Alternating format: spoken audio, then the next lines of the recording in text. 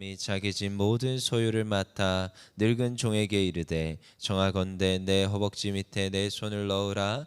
내가 너에게 하늘의 하나님 땅의 하나님이신 여호와를 가리켜 맹세하라 하노니 너는 내가 거주하는 이 지방 가나안 족속의 딸 중에서 내 아들을 위하여 아내를 택하지 말고 내 고향 내 족속에게로 가서 내 아들 이삭을 위하여 아내를 택하라. 종이 이르되 여자가 나를 따라 이 땅으로 오려고 하지 아니하거든 내가 주인의 아들을 주인이 나오신 땅으로 인도하여 돌아가리까. 아브라함이 그에게 이르되 내 아들을 그리로 데리고 돌아가지 아니하도록 하라. 하늘의 하나님 여호와께서 나를 내 아버지의 집과 내 고향 땅에서 떠나게 하시고 내게 말씀하시며 내게 맹세하여 이르시기를 이 땅을 내 씨에게 주리라 하셨으니 그가 그 사자를 너보다 앞서 보내실지라. 내가 거기서 내 아들을 위하여 아내를 택할지니라. 만일 여자가 너를 따라 오려고 하지 아니하면 나의 이 맹세가 너와 상관이 없나니 오직 내 아들을 데리고 그리로 가지 말지니라.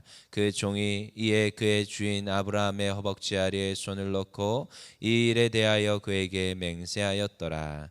기도하겠습니다. 사랑의 하나님, 오늘도 우리를 부르시며 하나님께 나와서 하나님만을 찬양하며 하나님께 또한 예배할 수 있음에 감사합니다. 이 시간 가운데 하나님 함께 하시고 오늘도 아브라함의 믿음이 이삭의 믿음이 우리의 믿음이 되게 하시고 이와 같이 우리 가정에도 이러한 믿음의 전승이 일어날 수 있도록 은혜 더하여 주시옵소서. 이 시간 또한 말씀을 깨닫고 하나님 앞에 부르짖어 간구하는 우리 모두 되게 하여 주시옵소서. 감사하며 예수 그리스도 이름으로 기도합니다. 아멘. 믿음의 전승. 오늘도 우리는 하나님께서 이 믿음이 대를 이어서 또한 그 대를 이어서 이루어가게 하시는 하나님 은혜가 있음을 믿습니다. 이러한 믿음의 전승이 우리에게 날마다 있어야 됩니다. 그래서 어제도 우리가 보았지만 그 다음 때를 생각하며 막벨라구를 샀던 우리 아브라함. 근데 오늘은 이제 아브라함이 무엇을 하느냐? 그 다음 때를 위하여 이제 아내를 구해주게 되지요. 리브가. 근데 이제 이 리브가를 구하는 과정이 조금 예사롭지가 않습니다. 우리 한번 보겠습니다. 24장 1절입니다. 읽어보겠습니다. 시작. 아브라함이 나이가 많아 늙었고 여호와께서 그에게 범사의 복을 주셨더라. 늙었는데 하나님의 복을 주셨어요. 어느 정도로 복을 주셨어요? 범사의 복, 그러니까 everyday, always, 항상 하나님께서 이제 복을 누리게 하시는데요. 여러분 나이가 많으면서 뭐 안 좋다 이런 느낌이 아니라 하나님께서 그와 함께 하셨고 그와 교제하셨고 그러한 이런 소통과 교제가 계속 있으니까 하나님 잘 되게 하시는 하나님 형통케 하시는 복이 있더라는 거예요. 그래서 아브라함은 그 복을 누렸어요. 근데요 이제 그래서 어떻게 됐어요? 2절에 읽어보겠습니다. 시작. 아브라함이 자기 집 모든 소유를 맡은 늙은 종에게 이르되 청하건대 내 허벅지 밑에 내 손을 넣어라. 이제 바로 이제 무엇을 하기 시작하느냐? 자기가 이제 이삭의 그 아내를 구하고자 누구를 이제 발탁하여서 일을 시키느냐? 엘리에셀이라는 그 다음 때 사실 후계자로 예정하고 있었던 이삭을 얻기 전까지만 해도 사실은 롯이라는 이 지금 조카가 자기의 어쩌면 이 모든 걸 이어야 된다 이렇게 생각했다가도 근데 사실은 이제 모든 소유를 맡기고 어쩌면 제2의 후계자의 역할을 할 수 있었던 엘리에셀을 불러서 그에게 이제 맹세를 시키며 이제 나의 아들의 지금 아내를 뭐 이렇게 데리고 와라 이제 하는 거죠. 근데 데리고 오는데 그 과정이 이제 이야기가 되는 거예요. 우리 3절 읽어보겠습니다. 시작. 내가 너에게 하늘의 하나님 땅의 하나님이신 여호와를 가리켜 맹세하게 하노니 너는 내가 거주하는 이 지방 가나안 족속의 딸 중에서 내 아들을 위하여 아내를 택하지 말고 아내를 택하는데 가나안 땅에서 아내를 택하지 말라는 거예요. 어디로 가라는 거예요? 내가 거하였던 곳으로 가서 그곳에서 아내를 데리고 와라. 이렇게 말하는 거죠. 우리 4절입니다. 내 고향 내 족속에게로 가서 내 아들 이삭의 아내를 이제 택하여 데리고 오라는 거예요. 그러니까 엘리에셀이 묻습니다. 5절 읽어볼게요. 시작. 종이 이르되 여자가 나를 따라 이 땅으로 오려고 하지 아니하거든 내가 주인의 아들을 주인이 나오신 땅으로 인도하여 돌아가리까? 이렇게 묻는 거예요. 이제 종이 이제 질문을 하는 거죠. 그러면은 만약에 안 온다고 하면 이삭을 데리고 지금 다시 돌아갑니까? 근데 이제 아브라함은 안 된다는 거예요. 왜냐? 이것은 이제 하나님께서 너의 지방과 너의 족속을 다 떠나라고 했기 때문에 이제 그곳으로 다시 돌아가면 안 된다. 그래서 지금 반드시 가나안 땅에서는 택하면 안 되고 지금 나온 그 땅으로 다시 돌아가서 지금 다시 그 아내를 맞이할 사람을 데리고 오라고 지금 분명히 이야기를 하고 있습니다. 여러분 이제 결혼은 너무나도 중요하죠. 믿음의 대를 이어갈 때 저도 그래서 청년들이 이제 저는 소망이 있어요. 청년들이 나이 많은 청년들이 결혼하는 거 그게 제 소망입니다. 여러분 기도해 주셔야 됩니다. 근데 결혼을 하는데 믿음 안에 신앙 안에 결혼하는 거, 네, 이게 너무 중요하지요. 아브라함이 무엇을 말하느냐? 신앙 안에 믿음 안에 하나님을 섬길 수 있는 그 아내가 이삭에게 중요하다는 것이요. 그래서 그 아내를 지금 선별하는 이 과정을 지금 엘리에셀로 하여금 지금 음부에 손을 놓게끔 하면서도 맹세하게끔 하면서 지금 아내를 찾아오라는 거예요. 너무 중요하죠. 왜요? 여러분 정말입니다. 신앙이 다르면 다 다른 겁니다. 그러니까 어떤 청년이 지난주에도 그렇게 얘기하더라고요. 지금 믿지 않는 그런 자매와 교제 중인데 제가 전도해 보겠습니다. 어림도 없는 소리입니다. 정말 쉽지 않습니다. 그래서 제가 가능하다. 물론 우리가 전도해야 되고 예수 믿게 해야 되는 겁니다. 근데 왜 그 고난의 길을 가려 하느냐? 왜 그 힘겨운 길을 가려 하느냐? 여러분 그거 아십니까? 복음 전하는 건 다른 사람한테 복음 전하는 게 오히려 쉬울 때가 있습니다. 근데 가족에게 복음 전하는 게 그렇게 힘듭니다. 이게 진짜 평생을 걸고 해야 될 하나님 앞에서의 순교일 수 있습니다. 그만큼 힘든 겁니다. 근데 그 길을 가겠다고 하는데 오히려 옆에서 우리 창세기 2장 24절에 말씀했던 것처럼 한 몸이 되고 돕는 배필이 되고 그렇게 서로가 섬겨주고 서로가 당겨주고 믿음 안에 믿음의 가정을 세워가고 그리고 이 믿음의 가정이 사실 주변에 주의 복음을 전하고 이 하나님을 섬길 수 있도록 전해야 되는 역할이 믿음의 가정의 역할인데 가정에서부터 이게 되지 않고 하려고 하면 삶이 어그러지고 그리고 나의 신앙이 어그러지고 다음 때의 이 신앙도 어그러지는 것을 수없이 봤습니다. 그래서 이 결혼은 너무 중요한 문제인 거죠. 결혼은. 그래서 이 결혼을 위하여서 지금 이 엘리에셀을 발탁하여서 보내게 되는 거예요. 우리 한번 10절 읽어보겠습니다. 읽진 않았는데 10절 읽어보겠습니다. 시작. 이에 종이 그 주인의 낙타 중 10匹을 끌고 떠났는데 곧 그의 주인의 모든 좋은 것을 가지고 떠나 메소포타미아로 가서 나홀의 성에 이르러 이제 떠났던 그 메소포타미아의 그 지방으로 가서 이제 그곳에 성에 이르러서 이제 자리를 잡게 됩니다. 그 다음에 12, 15절 우리 한번 보겠습니다. 시작. 그가 이르되 우리 주인 아브라함의 하나님 여호와여 원하건대 오늘 나에게 순조롭게 만나게 하사 내가 주인 아브라함에게 은혜를 베푸시옵소서. 성중 사람의 딸들이 물기르러 나오겠사오니 내가 우물 곁에 서 있다가 한 소녀에게 이르기를 청하건대 너는 물동이를 기울여 나로 마시게 하라 하리니 그의 대답이 마시라 하면 내가 당신의 낙타에게도 마시게 하리라 하면 그는 주께서 주의 종 이삭을 위하여 정하신 자라. 이로 말미암아 주께서 내 주인에게 은혜 베푸심을 내가 알겠나이다. 말을 마치기도 전에 리브가가 물동이를 어깨에 메고 나오니 그는 아브라함의 동생 나홀의 아내 밀가의 아들 부두엘의 소생이라. 말을 마치기도 전에 지금 나와서 지금 사실은 뭐 하는 거예요? 엘리에셀이 지금 하나님께 대하여 하나님 이렇게 하겠습니다. 어떻게 하겠다고요?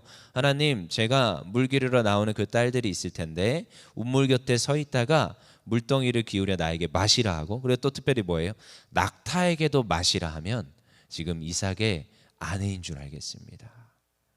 이게 뭐예요? 테스트해 보겠다는 거예요. 그러니까 하나님 저에게 응답해 주소서. 그러니까 여인의 인성도 테스트하고 지혜도 테스트하는 거예요.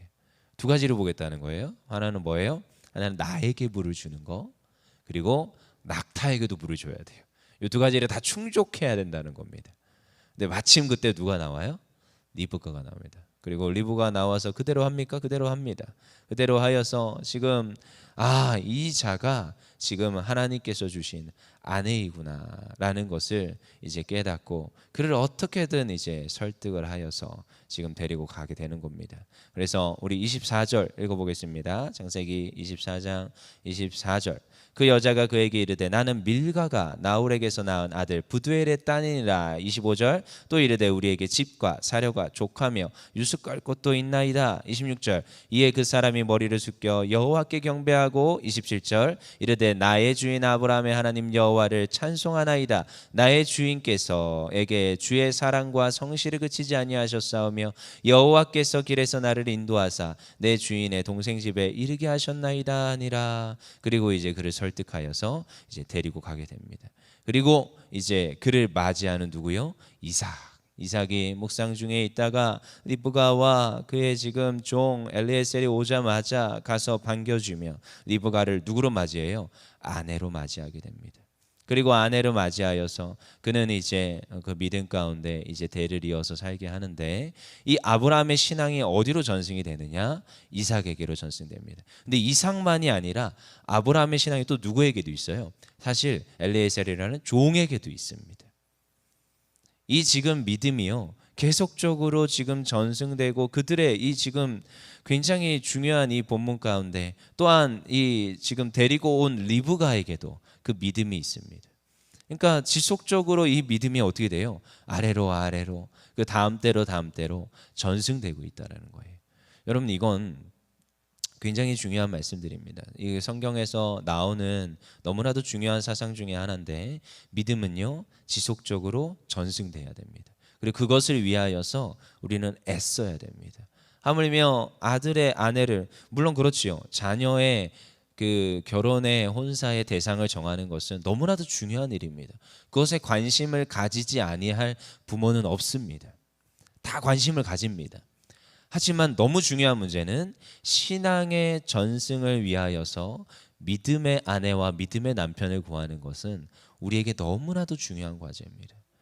그래서 아브라함이 애써서 지금 가나안 땅에서 딸을 찾지 않고 며느리를 찾지 않고 지금 자기가 나온 그 메소포타미아 문명 그 가운데로 가서 지금 자기의 그 삼촌의 그 지금 대를 이룬 지금 리브가를 굳이 데리고 오려고 하는 것은 이 신앙, 믿음이 있다라는 것이 너무 중요하기 때문에 리브가를 데리고 오게 되는 겁니다.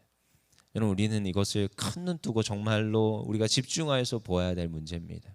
왜냐? 괜찮아, 다 괜찮아. 어쩌면 다 괜찮을지 모르겠지만 신앙이 다르면 다 다른 겁니다.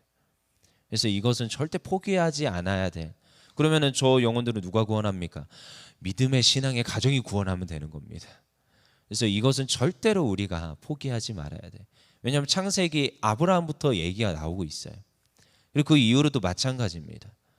그 이방 민족을 들였던 수많은 이들은 어떻게 되었는지 성경에서는 수없이 이야기를 하고 있습니다. 특별히 아내를 들였던 여러분 아내만이 아니라 남편도 동일한 거죠.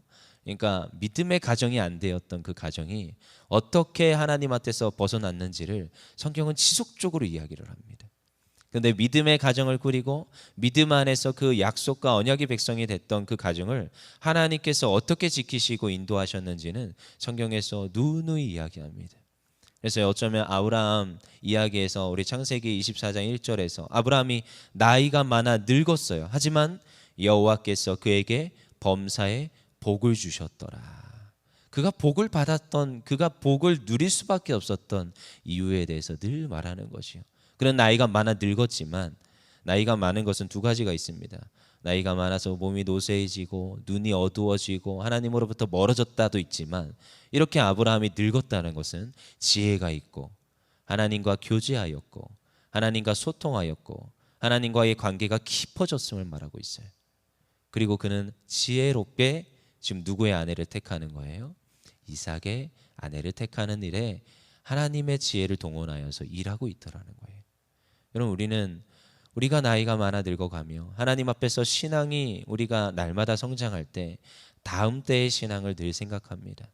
나로 이 신앙이 끝나는 것이 아니라 우리 다음 때에게 이 신앙이 유전될 텐데, 전승이 될 텐데, 하나님 저들에게 하나님의 이 믿음의 이 신앙이 잘 전승되게 하여 주시옵소서. 그렇게 오늘도 우리가 기도해야 돼요.